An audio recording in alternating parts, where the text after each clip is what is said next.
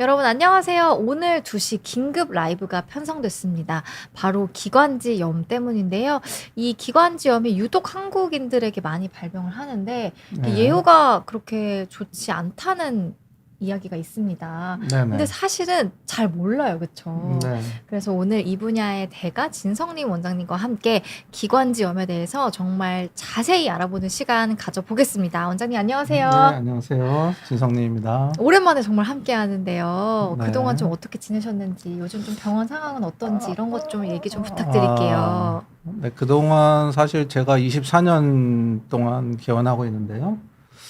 24년 동안에 가장 바쁘고 힘든 지금 시절을 보내고 있어서 비욘드에도 이렇게 오랜만에 출연을 하게 됐습니다. 특히 오늘은 너무나 중요한 주제인 이제 기관지염의 특수한 기관지염이 있거든요. 네네. 근데 이 기관지염이 특이하게도 극동아시아, 즉 우리나라와 일본과 중국 이 세 나라에서 특이하게 많이 발병하는 이제 질환입니다. 그리고 또 하나 특이한 점은 이 질환은 대부분 처음에 이제 이비인후과에서 축농증으로 진단을 하고 치료를 이제 받다가 네. 호전이 되지 않는 질환이고요. 왜 이 긴급 편성을 제가 이렇게 또 부탁을 드렸냐면은 이 질환이 진단이 안 되고 치료가 안 되는 경우에 10년이 만약에 10년 동안 치료가 안 되는 경우는 10명 중에 7명이 돌아가십니다. 예. 70%. 네. 와. 그러니까 우리가 일반 기관지염은 이렇지가 않거든요. 네네. 근데 지금 오늘 설명드린 이 기관지염은 정확히는 이제 새 기관지염인데 이 기관지염은 치료하지 않을 경우 5년이 지나면 10명 중 4명이 돌아가시고 10년이 지나면 10명 중에서 7명이 돌아가시는 또 돌아가시는 것뿐만이 아니라 호흡이 굉장히 나쁘게 돼서 평생 고생을 하시는 그런 아주 무서운 질환입니다.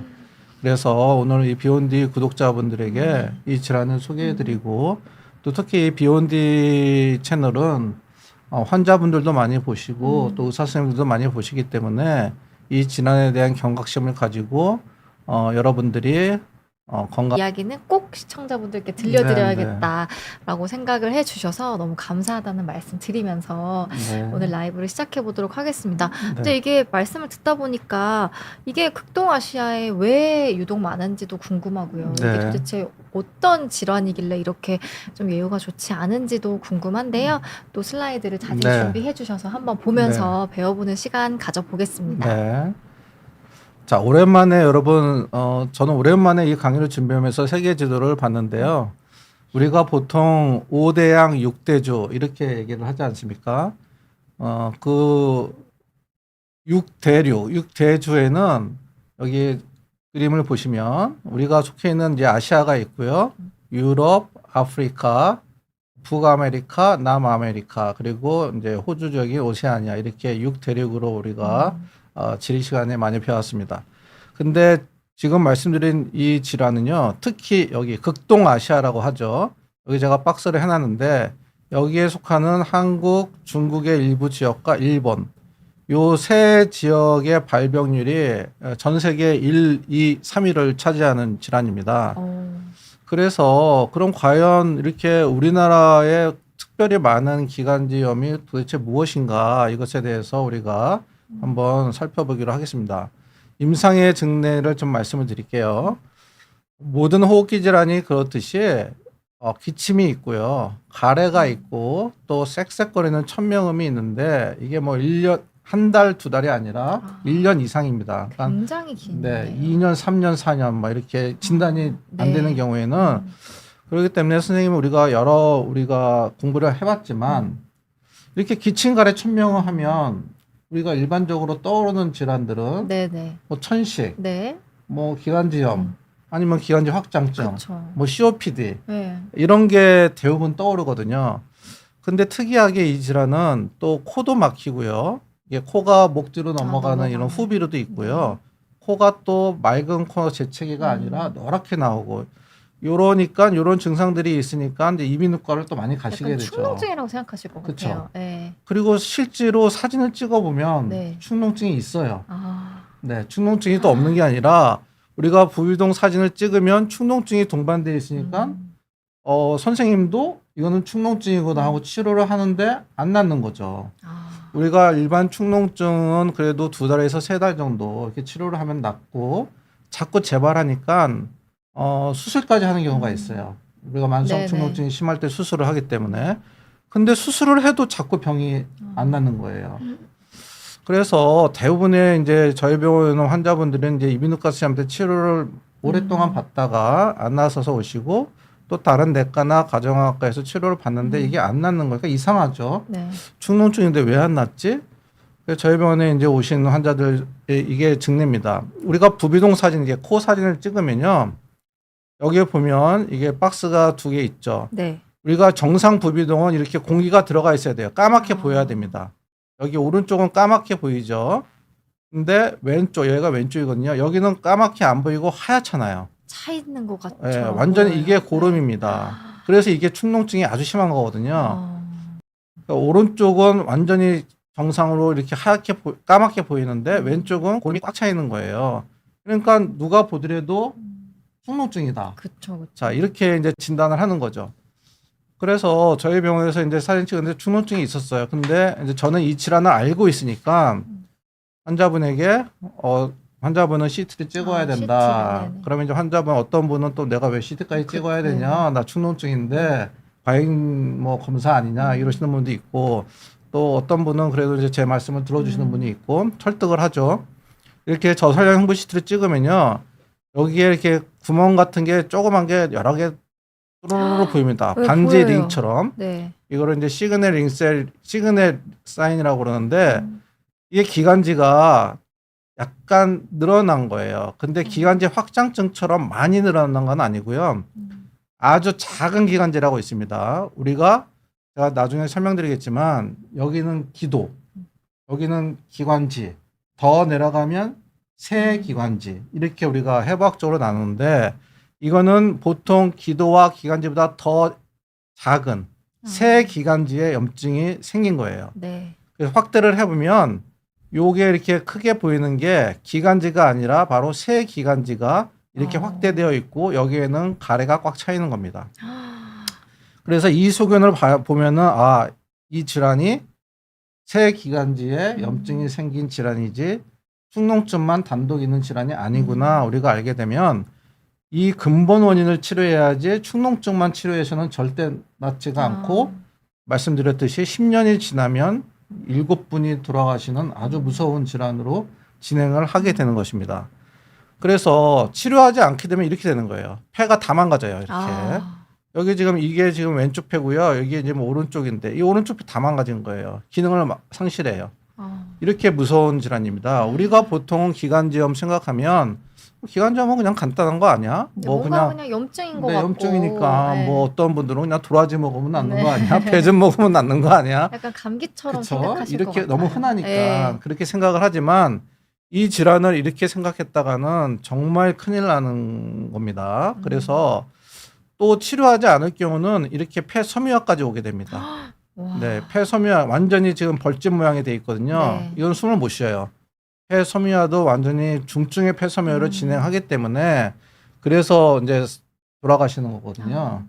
또 하나 문제는 이 질환이 치료가 잘 안 되면은 심장이 망가집니다. 심장까지요? 네, 심장까지 망가져서 심장, 폐, 기관지 다 망가지는 질환이에요. 그래서 우리가 이 질환이 근데 우리나라가 굉장히 세계에서 발병 빈도가 지금 세계 2위입니다. 네, 그래서 이걸 잘 알아야 되죠. 야. 자, 제가 말씀드렸듯이 치료하지 않을 경우의 생존율은 5년 동안에 62%만 생존합니다. 40%가 돌아가시는 거예요. 10명 중에 4분이 돌아가시는 거예요. 또 치료하지 않는 10년이 지나면 7분이 돌아가시는 거예요. 살아있을 확률이 30%밖에 안 됩니다. 그런데 그러면 야 이거는 너무 무서운 질환인데 무서운 질환. 어떡하지? 네. 그런데 이게 굉장히 중요한 이유가 자, 치료를 하면요. 10명 중에서 9분이 사세요. 엄청 예후가 예, 예후가 좋아지네요. 치료하면은 사망률이 확 낮아지는 거죠. 그러니까 우리가 치료를 해도 뭐 사망률이 별 차이가 없다 하면 이거를 빨리 진단해서 치료를 하나 뭐 늦게 진단을 하나 어차피 10년 후에 다 죽는 거 아니야? 이렇게 생각할 수가 있잖아요. 근데 이 진단을 빨리 진단을 해서 치료를 잘하면 90%가 삽니다. 어마어마한 차이가 있는 거죠. 그렇죠. 그래서 이 질환이 굉장히 중요한 겁니다. 자, 이 질환을 우리가 여러분들이 알기 위해서는 기도의 해부학을 간단히 아셔야 됩니다. 왜냐하면 우리가 기관지염 항상 말을 많이 하니까 기관지염은 뭐 한 가지 종류밖에 없다고 이제 다들 생각을 하시는데 사실 기관지염에는 종류가 엄청나게 많습니다. 그래서 우리가 해부학적으로 보면요, 일단 기관지는 폐의 입구까지 이르는 관이고 이게 이제 오른쪽 왼쪽으로 나뉘어져요. 뭐 중요한 게 여기서부터인데요. 서브세그멘탈 브론키 여기서부터 이제 그 다음에 새 기관지, 그 다음에 종말 기관지, 맨 마지막이 호흡새 기관지. 그러고 폐포가 되는 거예요. 이거를 알기 쉽게 그림으로 이제 설명을 해드리면 저번에 제가 이 젊게 오래 살려면 폐를 지켜라라는 책을 이제 감수를 하면서 거기서 출처를 한 건데 요게 이제 기도 기관이에요. 그 다음에 주 기관지로 나누고요. 그 다음에 기관지는 나뭇가지 모양으로 계속 뻗어나갑니다. 네. 그래서 맨 끝에 있는 기관지들을 우리가 작은 기관지다. 그래서 새 기관지라고 이렇게 명명을 하고 새 기관지로 되면서 마지막에 이제 풍선가리처럼 허파가리, 폐포가 되는 겁니다. 네. 자, 그런데 이 질환은 어디에 병이 생기는 거냐? 여기 작은 기관지, 새 기관지에 염증이 심해지는 겁니다. 그런 병이 바로 오늘의 질환인 것입니다. 그래서 이 사진은 제 진료실에 있는 이제 액자 사진인데요. 직접 찍어 와주신 거예요, 네네, 선생님? 네. 네. 제 진료 찍은 건데 쉽게 설명드리기 위해서 여기서 이렇게 쭉 내려오는 트라키아 이게 기도라고 그래요. 대기도. 여기에 생기는 염증은 기도의 염증이니까 기도염. 그리고 기관지염은 뭐냐면 이렇게 이제 오른쪽 왼쪽으로 나뉘어지거든요. 그래서 오른쪽 기관지가 이렇게 나뉘어지고 왼쪽 기관지가 이렇게 나뉘어지고 더 나뉘어지는 건 이제 끝에 있는 거 세기관지염. 네. SW님께서도 후원을 네. 해주셔서 아유, 감사합니다. 감사합니다. 네. 네. 그래서 해부학적으로 우리가 기관지염이라고 명칭을 하지만 사실은 기도염, 기관지염, 세기관지염 이렇게 해부학적으로 나뉘어져 있는 겁니다. 그런데 오늘의 제가 설명드린 이 질환은 이 제일 작은 기관지, 세기관지염에 문제가 생기는 거를 말씀을 드리는 겁니다. 네, 이 해부학적인 사진을 보니까 훨씬 더 이해가 빠르죠. 잘 되는 것 그렇죠. 같아요. 여기는 기도염, 네. 여기는 기관지염.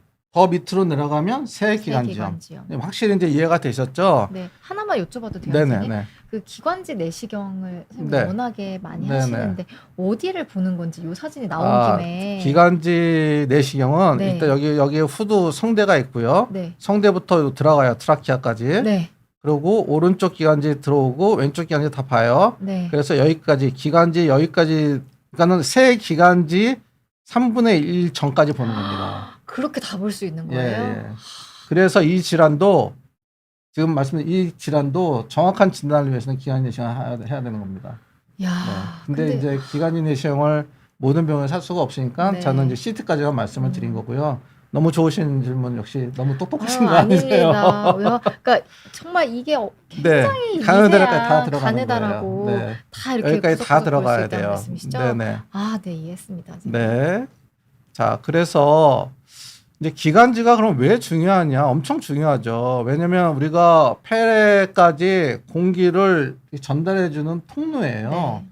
그 통로를 통해서 우리가 산소가 폐로 전달이 되고 또 우리 몸속에 대사하고 난 이산화탄소가 밖으로 나가야 되고 그러니까 수송관이죠.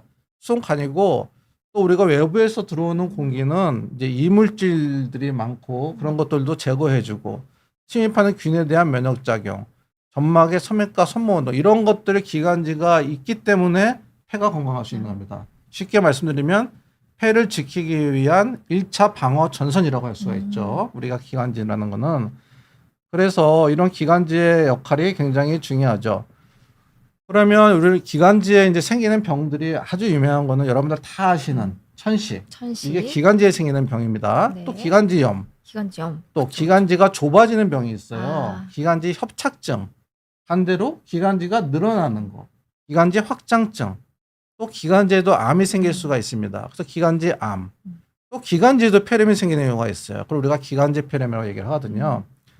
자, 그래서 기관지와 관련된 질환이 이렇게 많은데 오늘의 주제는 요 기관지염 중에서도 이제 더 가느다란 아주 가느다란 새 기관지에 생기는 아, 새 기관지염에 대해서 이제 말씀을 드리는 것입니다. 네.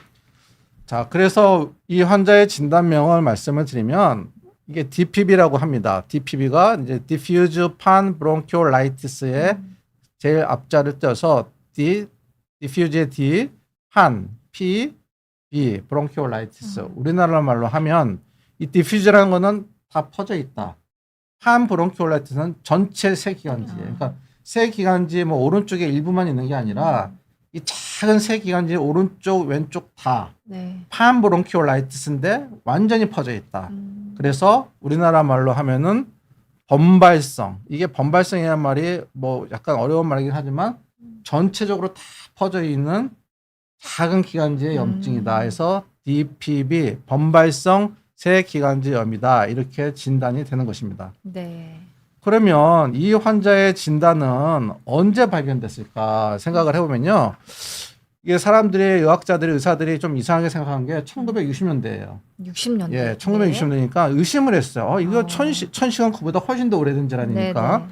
천식 같은데 천식이 아닌 거예요. 또 다르다는 네, 거죠. 이상하죠. 그러니까 의심을 했어요. 뭐지? 의사가 그때는 몰랐습니다. 그러다가 1969년에 일본에서 일본. 예, 왜냐면은 우리가 선생님 말씀하신 기관지 내시경 기구, 기관지 내시경 이 기계 이거를 세계 최초로 발견한 나라는 발명한 나라는 독일이에요. 독일. 그때는 그냥 수술방에 들어가서 그냥 쇠 파이프로 진짜 집어넣는 거. 이런 파이프예요. 이거를 전신 마취하고 그냥 집어넣어서 보는 건 기도밖에 못 봐요. 아, 처음에 두꺼우니까, 기관지 내시경 네. 두꺼우니까 이게 그리고 강직성이니까 뭐 돌아가게 할 수가 없어요. 유연하지 않으니까요. 네네. 최초의 기관지 내시경 어쨌든 독일에서 개발한 거예요. 그 강직성. 그냥 철통을 집어넣는 거예요. 마취하고 전신 마취하고. 그러다가 일본이 이 카메라하고 이 기술이 발달을 해가지고 세계 최초의 이제 굴곡성 들어가서 기관지를 이렇게 할 수 있는 휘어지는. 휘어지는 굴곡성 기관지 내시경을 발명한 나라가 일본이에요. 아. 그래서 일본 의사들이 이거 이상하다 해서 기관지 내시경 해서 싹싹싹 들어가 보니까 이게 바로 새 기관지의 염증이 너무 많구나 해서 1969년에 세계 최초로 이 병명이 등록이 된 겁니다. 그래서 일본은 또 왜 이걸 연구를 많이 했냐? 일본에 많거든요. 일본의 발병률이 높으니까. 예, 일본이 세계 1위예요. 발병률이. 우리나라가 세계 2위예요. 그렇게 높아요. 네. 중국이 세계 3위예요. 3위예요. 네. 미국이나 유럽은 거의 없어요. 그래요. 그러니까 이 질환이 자기 나라에 좀 이렇게 질환이 많이 나타나야 연구도 하고 그쵸, 막 이렇게 그쵸. 하잖아요. 근데 미국 사람들, 유럽 사람들 관심이 없어요. 자기 나라에 생기는 병이 아니니까. 근데 일본에는 너무 많고 그러니까 일본 내 발전이 많이 된 거죠. 네. 어쨌든 이 질환이 이제 이렇게 된 겁니다. 그래서 그러면 진단이 있으니까 이제 치료를 해야 되는데 치료는 어떻게 하느냐? 이것도 이제 처음에 일본 의사들이 찾아낸 거예요. 우리가 항생제의 종류가 뭐 다양하게 있지 않습니까? 근데 이 항생제의 종류 중에서 마크로라이드 계열의 항생제라고 있습니다. 네. 그 중에서도 가장 초창기에 나온 게 에리스로마이신이라는 아주 초창기의 마크로라이드 계열의 항생제가 있어요. 이게 69년에 이 질환이 알려졌잖아요. 네네. 그러니까 그 당시에는 이 클레리스로마이신이라는 항생제가 없었어요. 그래서 에리스로마이신이라는 아주 오래된 항생제로 이거를 치료를 했는데 엄청난 시행착오가 많았죠. 왜냐하면 항생제니까 보통 우리가 여기 나와 있죠. 항생제 하면 치료 기간이 이제 여러분들께 한번 또 퀴즈를 한번 퀴즈입니다. 내보죠. 1, 2, 3, 4, 5번. 여러분 항생제 치료를 하는데 1번 2주, 2번 한 달, 3번 2달, 2달. 4번 4달, 5번 6개월 이상. 이 1, 2, 3, 4, 5번 중에서 여러분들 한번 지금 들어오신 분들은 한번 풀어보시죠. 네, 이게 약간 딜레이가 있지만 딜레이가 있어요. 네, 답변을 네네. 이제 주시고 어흥문 계십니다. 2번 1개월이라고 네, 하셨네요. 한 달이라고 말씀을 주셨고요. 네. 2번 또 답변을 2번 주셨네요. 2번이 맞네요. 1개월 1번 2주 3번, 동원 참치님이 2번. 5일 것 같아요. 6개월 네, 3번 2번. 2번 대부분 2개월 1개월 네. 길게 가도 2번 이상 안 주더라고요. 레지던스님. 보통은 보통 2, 3번 다 회원님 혜연님 감사합니다. 네, 1번으로 수정하시겠다고. 1번으로. 1번.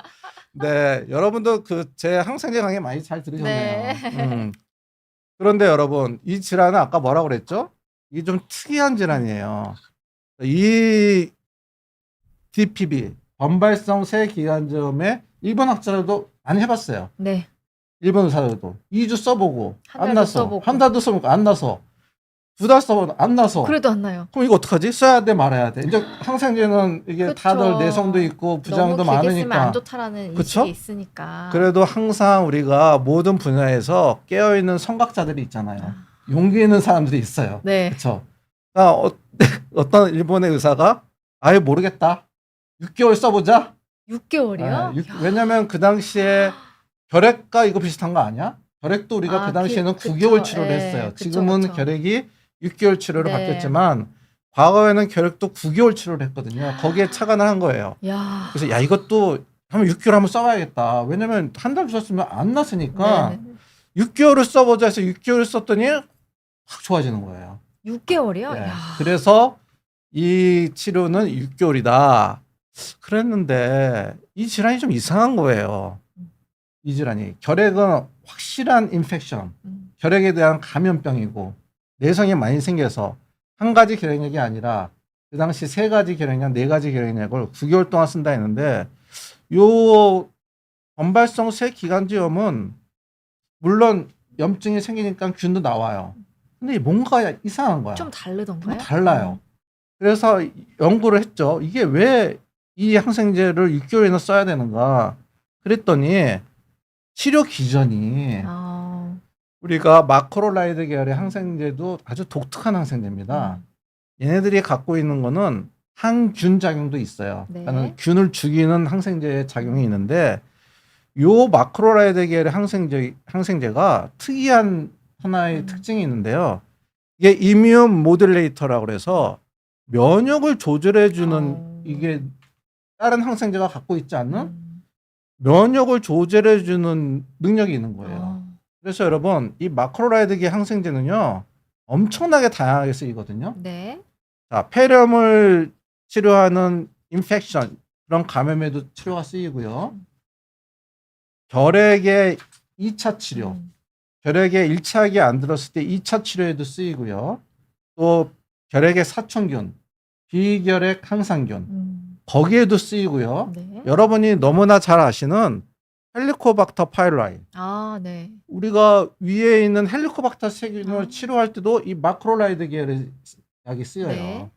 근데 어쨌든 이렇게 마크로라이드 계열의 항생제는 다양한 좋은 작용을 갖고 있는데 이 범발성 쇠기관지염에서는 이게 균을 죽이는 작용이 아니라 이뮤 모듈레이터 면역을 조절해 주는.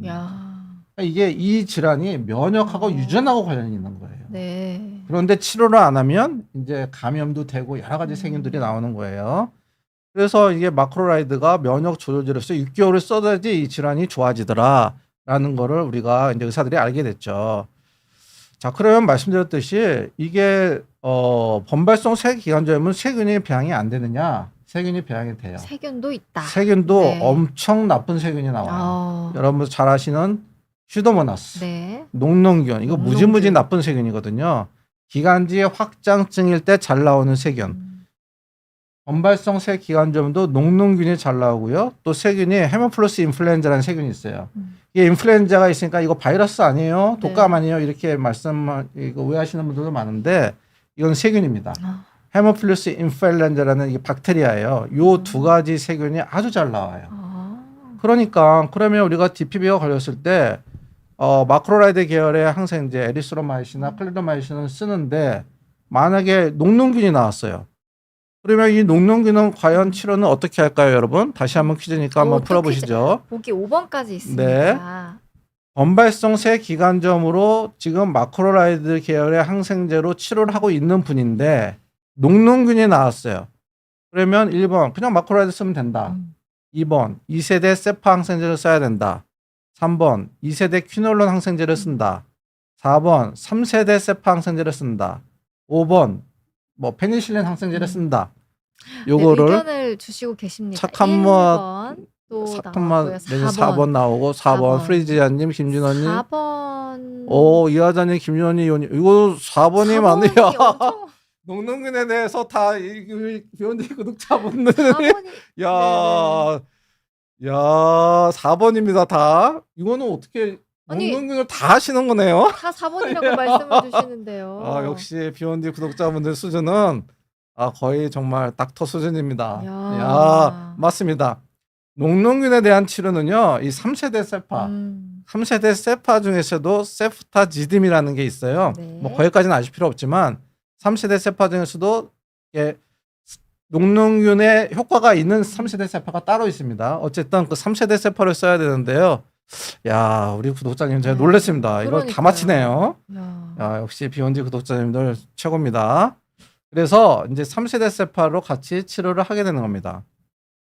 자, 또 한 번 그러면 여러분들께 이제 퀴즈를 마지막으로 드리겠습니다. 6번까지 보기가 있네요. 네. 이번에는. 그러면 이 범발성 세기한점의 환자의 예후, 네. 예후라는 거는 앞으로 어떻게 될 것이냐. 이 예후로 틀린 거를 찾는 겁니다. 틀린 거. 1번, 이거 자연 치유되니까 뭐 치료할 필요 없다. 그냥 그대로 사시면 됩니다. 라고 하는 예후가 있고, 2번, 이게 기관지 확장증으로 진행할 수 있다. 3번은 respiratory failure, 호흡 부전으로 돌아갈 수 있다. 사망할 수 있다. 4번, 심장도 이거 망가질 수 있다. 5번, 폐섬유화, 중증 폐렴으로도 사망할 수 있다. 6번, 요즘에 유행하는 독감 걸리면 돌아갈 수 있다. 자, 여러분 이거 한번 풀어보시죠. 너무 틀린 요건 좀 거. 쉬우신가 봐요. 다 네. 2번 나오시네요. 처음에 제가 서두에 네. 이거 치료 안 하면 10년 어떻게 있으면 된다. 7분이 이제 돌아가시는 중증이다. 그래서 다르게 말씀을 드리면 여러분, 이 환자의 예후로 맞는 건 그러면 2, 3, 4, 5가 2, 3, 4, 5, 6번이 맞는 해당이 거죠. 되네요. 그렇죠? 네. 이 환자의 예후로 맞는 거는 기관지 확장증으로 진행할 수 있는 병이고요. 호흡 부전으로 사망할 수 있는 병이고요. 심장도 망가질 수 있는 병이고요. 폐섬유화도 생길 수 있고 중증 폐렴으로 돌아갈 수 있고요. 요즘 유행하는 독감이 걸리면 아주 안 좋은 경우가 생길 수가 있다가 이 환자, 그러니까 이런 원발성 세기관지염에 다 맞는 겁니다. 야, 근데 진짜로 너무 다른 질환에도 취약하고 그쵸. 뭐 심장에도 영향을 줄 네. 수 있고 뭐 호흡 네. 부전, 뭐 폐섬유 너무 네. 무서운 네, 질환들이 네. 따라올 수 있기 때문에 네, 반드시 치료해야 되는 질환이라고 네. 다시 한번 또 그렇죠. 퀴즈를 통해서 강조를 네, 해주셨습니다. 아주 중요합니다. 그러면 이제 여러분들 궁금한 그 왜 한국인한테 이 질환이 흔할까? 그러니까요. 왜 이스트 아시아, 극동 아시아에 흔하냐? 이게 유전이에요, 유전. 이게 어느 한 지역에 굉장히 흔하다는 거는 이게 유전, 제네틱한 요소가 있다는 네네. 겁니다. 그래서 여러분 이거는 우리가 이제 연구를 해보니까 우리 휴먼 크롬 인간 염색체 6번 염색체가 있어요. 네. 여러분 그 생물 시간으로 잠깐 들어가 보시면요. 염색체는 이렇게 P암이 있고 Q암이 있어요. 이 P 이렇게 이게 염색체의 구조예요. 그런데 이 염색체에 이제 이상이 생기는 병이거든요, 이 병이. 근데 6번 염색체에 이상이 생기는데 네. 우리가 염색체 중에서 여기 HLA가 뭐냐면 휴먼 류코사이트 안티젠. 이게 무슨 말이냐면 쉽게 얘기하면 외부에서 어떤 항원이 들어왔을 때 그 항원을 인지하고 그 항원에 대한 방어 역할을 하는 유전 역할을 하는 거예요. 네. 근데 그 HLA도 A 이거 특이해요. 교차로 진행합니다. 요걸 A 요 부분을 A라고 그러고요. B가 나온 게 아니라 A, C, B, D 이렇게 나가요. A, B, C, D. 네. 이렇게 명칭이 되는데 네. 자, 여기서 우리 한국인의 또 하나의 특징이 나옵니다. 네, 우리 한국인의 특징. 우리 한국인은 어떻죠? 성격이? 급해요. 그렇죠. 바로 맞습니다. 우리 한국인은 유전자가 엄청 이게 급하잖아요. 뭐 이거는 제 그냥 뇌피셜인데. 네네네. 그래서 이게 A, B, C, D가 있잖아요. 그런데 우리 한국인은 김다슬님 감사합니다. 한국인은 이 유전적으로도 성격이 급해서 그런지 이 HLA-A의 유전에 문제가 있어요. 네, 그래서 정확하게 명칭은 한국인은 HLA-A11 여기에 유전자에 문제가 생기는 게 한국의 범발성 세기관점이고요. 일본은 우리나라보다 느긋해서 그런지 B예요, B. B54 네. HLA B54 유전자에 문제가 있는 게 일본이에요. 좀 다르군요. 네, 한국이랑 달라요. 일본이랑. 그래서 하여튼 일본 요게 근데 가장 이게 인간 염색체 6번 중에서 돌연변이가 잘 생기고 이제 디펙트가 잘 생겨서 네. 이게 세계에서 1위. 그래서 일본이 세계에서 1위. 1위. 우리나라가 세계에서 2위. 2위. 예, 그래서 이제 이렇게 돼 있는 병입니다. 이 병이. 그래서 이제 이 병에 대해서 여러분들이 꼭 기억해야 될 말씀을 제가 이제 정리를 하겠습니다.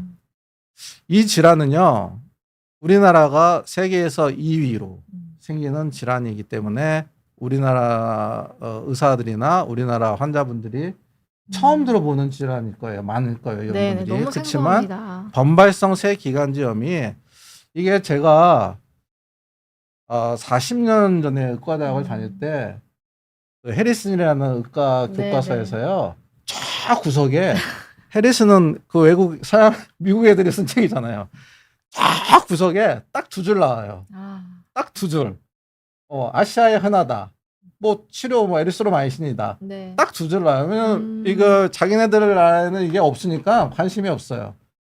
근데 지금은 이제 우리나라에서는 굉장히 관심을 가져야 된다는 얘기죠. 그리고 이게 중요해요. 이게 부비동염하고 같이 동반되는 경우가 무려 90%예요. 90%요? 그러니까 10명 중에 9명이 부비동염이 다 생겨요. 그러니까 이비인후과로 많이 가죠. 그렇겠네요. 그래서 우리나라의 이비인후과 선생님들이 이제 이 질환을 정말 잘 아셔야 됩니다. 축농증으로 치료하고 했을 때 호흡기 질환이 좋아지면 상관이 없죠.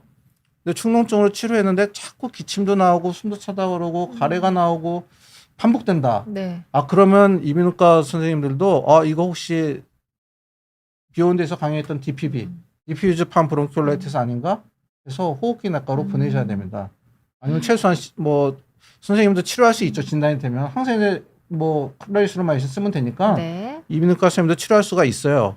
반드시 CT를 찍어야 돼요. 네. CT를 찍어서 CT 영상학과 전문의 판독이 세기관지염, 디퓨즈 범발성 세기관지염 같다 하면 이비인후과에서 치료하셔도 됩니다. 네. 네, 그러니까 이제 우리나라는 왜냐면 감기 걸리고 코 아프면 이비인후과에 또 우리나라 전문의 선생님들이 굉장히 이제 접근성이 좋게 네. 다 돼 있기 때문에 네, 감사합니다. 너무 많이 네, 주셨고. 감사합니다. 네, 차민주님도 주셨고요. 네. 네. 아이고, 윤종호님 윤종호님도 감사합니다. 너무 감사합니다. 네. 송호정님도 감사합니다. 네, 감사드립니다.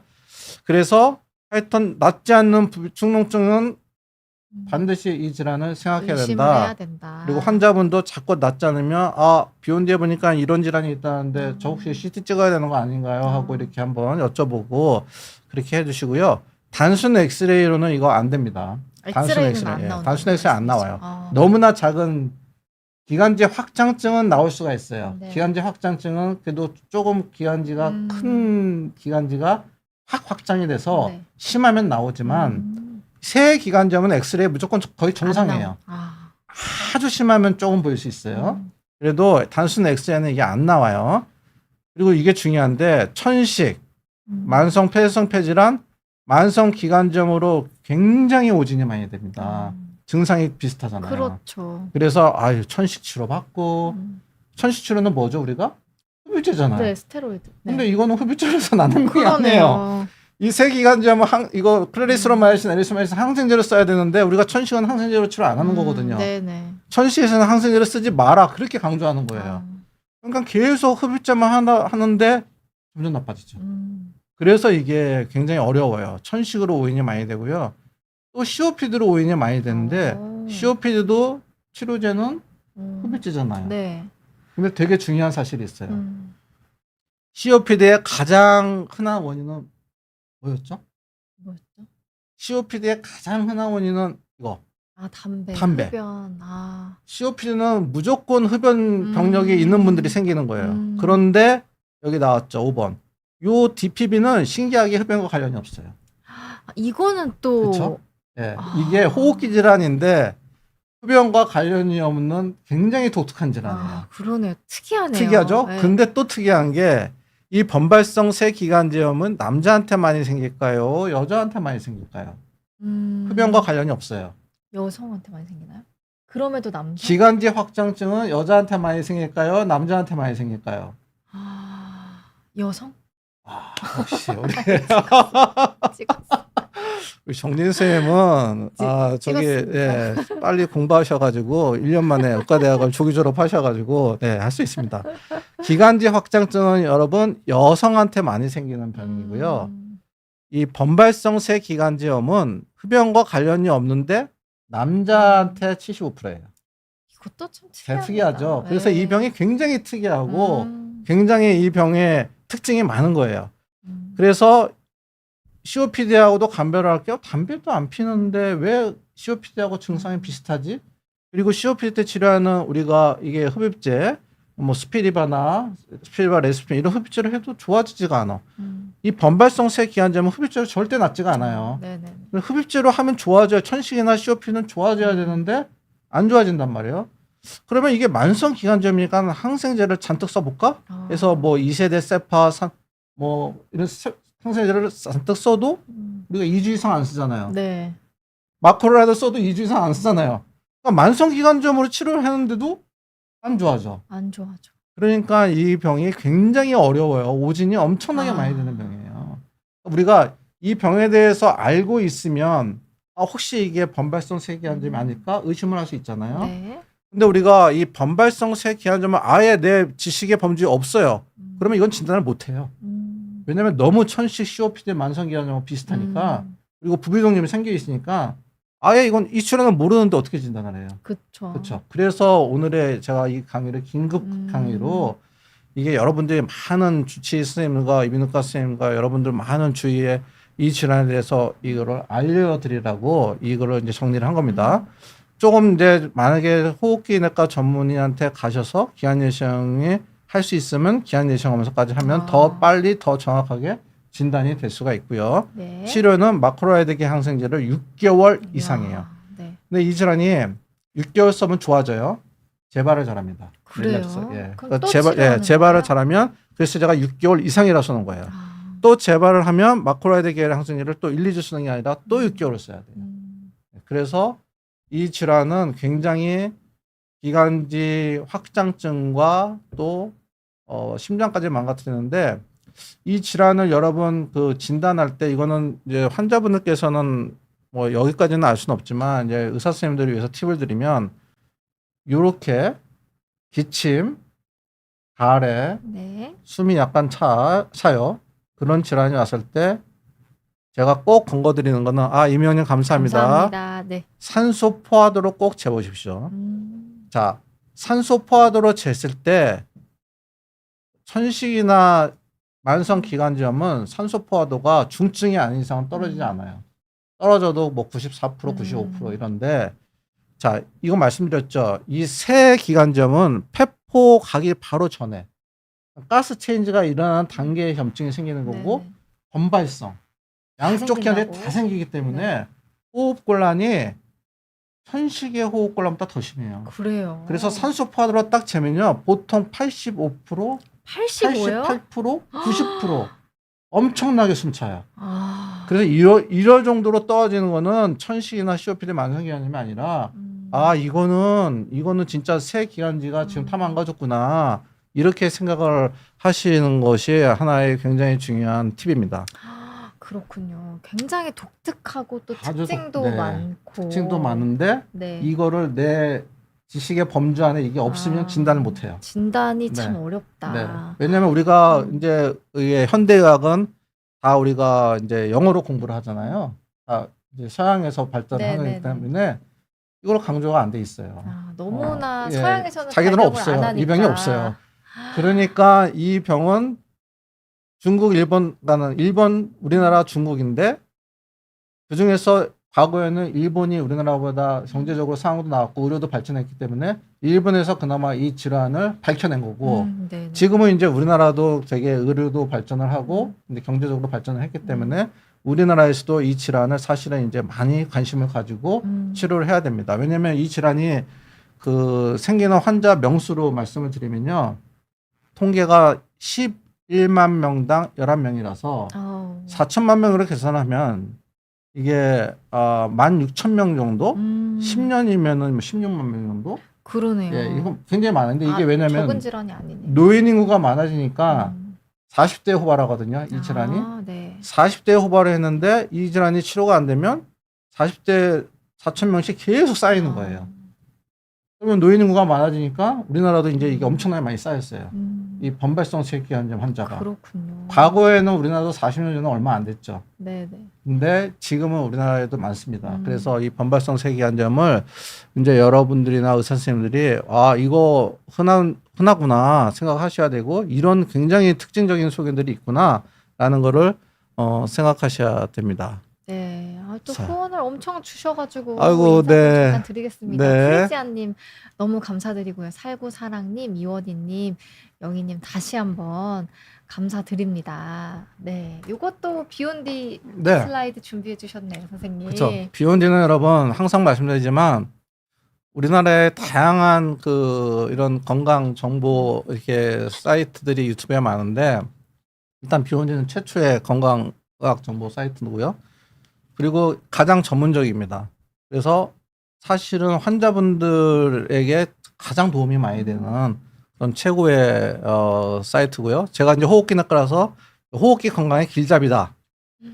뭐 이런 거 있잖아요.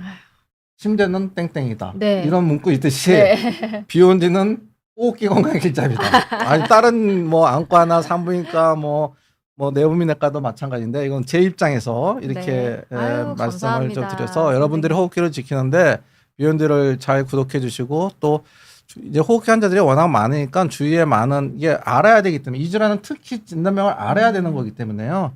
우리가 뭐 과거에는 천식을 흡입제를 치료한다는 거는 개념이 거의 없었잖아요. 근데 지금은 다 천식은 흡기를 치료하는 걸 그렇죠. 알듯이 다들 아시죠? 여러분 이거는 공유하고 이게 많이 널리 알려져야 된다고 생각을 합니다. 자 이제 질문을 받는 시간을 갖도록 하겠습니다. 네, 아, 네. 기관지염 그 중에서도 굉장히 좀 특이하고 독특한 네, 맞습니다. 질환에 대해서 좀 배워봤는데요. 관련해서 주신 질문들 한번 보면서 여러분 궁금증 해결해보는 시간 갖도록 하겠습니다. 네. 용인 곰돌이님 질문 한번 볼게요. 네. 면역 조절을 위해서 네네. 스테로이드 사용이 네네. 도움이 될까요? 라는 네. 질문입니다. 네. 이화자님 감사합니다. 네. 스테로이드는 뭐 엄청나게 많이 쓰이고 있죠. 면역 조절을 위해서 당연히 쓰일 수 있는데요. 네. 이 번발성세 기관지염에서는 도움이 안 됩니다. 요 질환은 네. 해당이 안 네. 된다. 이 질환은 해당이 안 되고 오히려 악화가 되기 때문에 이 번발성세 기관지염에서의 스테로이드 흡입제도 안 되고 먹약도 안 되고 주사도 안 됩니다. 네, 네. 안 됩니다. 네. 아유, 또 조성찬님, 이화자님 다시 한번 네, 감사드리고 아이고, 신인영 네, 감사합니다. 오늘 후원을 너무 해주시네. 감사합니다. 네. 또 질문 받아보겠습니다.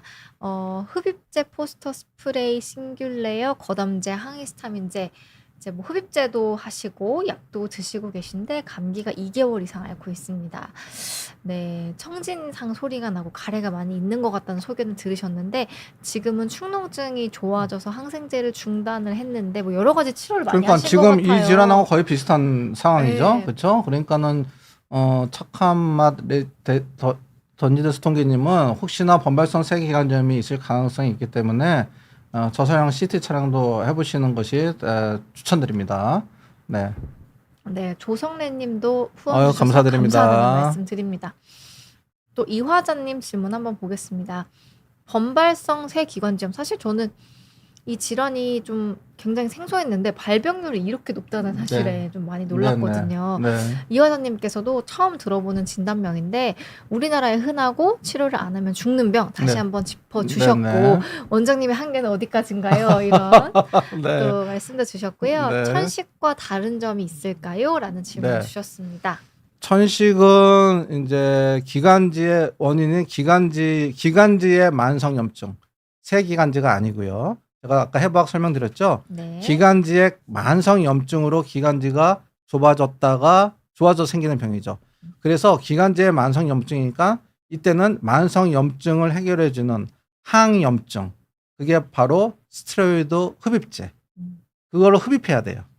그래서 천식과 이 번발성 쇠기관지염은 기전이 완전히 다른 거죠.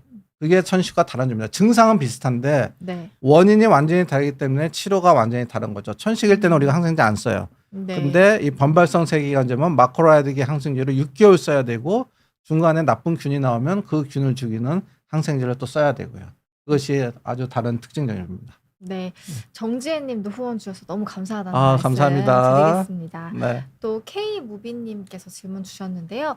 혹시 기침이나 가래 뱉을 때 피가 나기도 하나요? 기침이나 가래 뱉을 때 피가 당연히 날 수가 있습니다. 저거는 이 범발성 쇠기관지염이 아니라 모든 기관지염에서 기침이 심하거나 가래를 뱉을 때는 우리가 기관지에는 혈관들이 같이 내려가기 때문에 그 혈관이 작은 혈관들이 터져서 피가 나올 수가 있습니다. 하지만 가장 흔한 우리가 질환은 피가 나오는 가장 흔한 질환은 기관지 확장증.